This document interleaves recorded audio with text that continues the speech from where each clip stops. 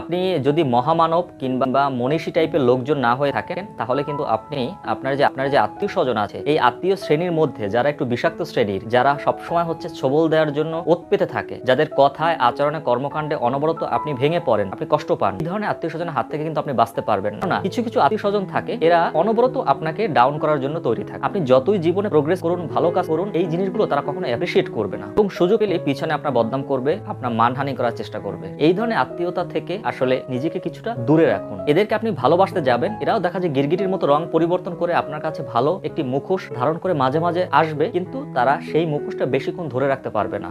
দরকার হলে এদের সাথে কোনো ধরনের লেনদেনে আপনি জড়াবেন না। যদি কখনো কোনো আর্থিক লেনদেনে জড়ান, সেক্ষেত্রে সম্পূর্ণরূপে সেটাকে সম্প্রদান করুন, কখনো সেটাকে ফেরত চাওয়ার চেষ্টা করবেন না এবং যথাসম্ভব এদের সঙ্গ পরিত্যাগ করুন। তাহলে দেখবেন আপনার জীবনের যে উত্থান পতনে খারাপ সময়ের ভিতরে এদের কন্ট্রিবিউশনটা কম থাকবে এবং আপনার জীবনে ভালো সময়টা আপনি বেশি এনজয় করতে পারবেন।